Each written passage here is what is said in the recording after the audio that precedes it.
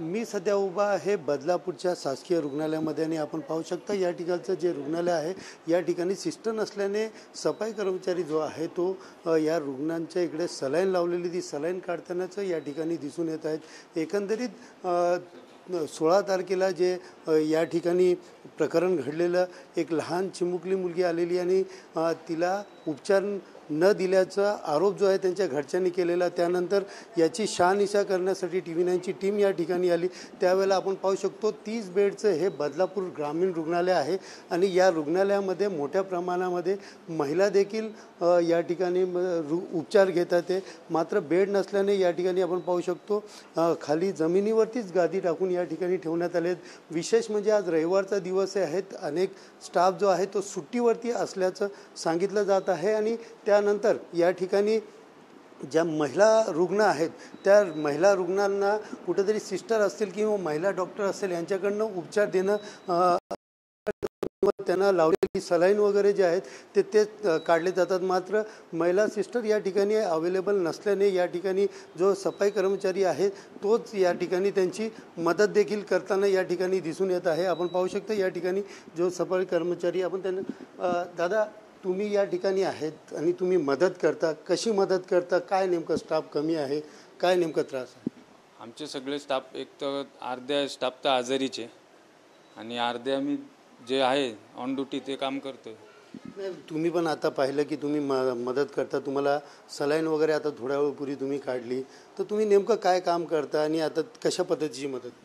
आम्ही जे रुग्णालयात जे आमच्या इथं दाखल असतात आम्हाला पूर्णपणे त्यांना मदत तर देणंच लागेल। सेवाकरी आम्ही पब्लिकचे सेवाकरी सेवाच करणार। दादा तुम्ही काय काम करता या रुग्णालयात? मी इथे सफाई कामगार आहे। आता तुम्ही थोड्या वेळपूर्वीच या ठिकाणी दोन्ही महिला होत्या त्या सलाईन घेऊन आलेल्या आहेत, त्यांचं सलाईन तुम्ही काढलेलं आहे, सिस्टर नाही आहेत, संपले होते सिस्टर लोक राऊंडला आहेत, सलाईन संपलेली होती म्हणून काढले। ते पेशंट पण आहे, गायनेकचे पेशंट आले, त्यांना चेक करायला गेलेत ते आतमध्ये। एकंदरीत स्टाफ कमी असल्यामुळे या ठिकाणी नाहक त्रास जो आहे तो रुग्णालय असतील, महिला रुग्ण असतील यांना नाहक त्रास जो आहे या ठिकाणी भोगावा लागत आहे। आणि त्याचकडे आपण दुसरीकडे पाहिलं गेलं या ठिकाणी जे महिला रुग्ण आहेत आता ती सलाईन काढलेली आहेत, आपण त्यांच्याकडे ताई तुम्ही या ठिकाणी आलेले आहात आणि तुम्ही उपचार देखील घेत आहेत, तुमची सलाईन आता संपलेली, तुम्ही स्वतः हातात घेऊन या ठिकाणी आलेले, काय नेमकं झालेलं? काय नाही तिथे बाथरूमला जायचं होतं म्हणून नर्स नव्हत्या ना, म्हणून तर काढायला आले इकडे।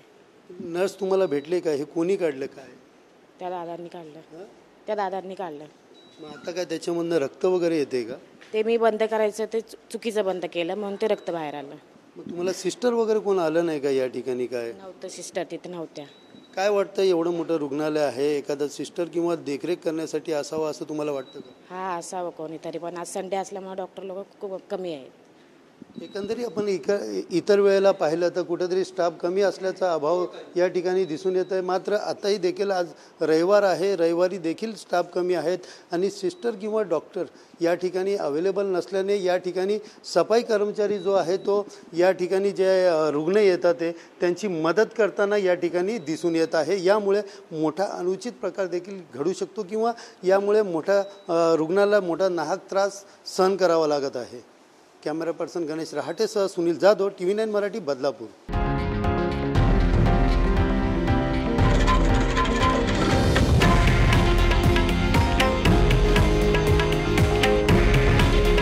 हे आहे देशातील नंबर 1 न्यूज नेटवर्क आणि आपण पाहत आहात TV9 मराठी।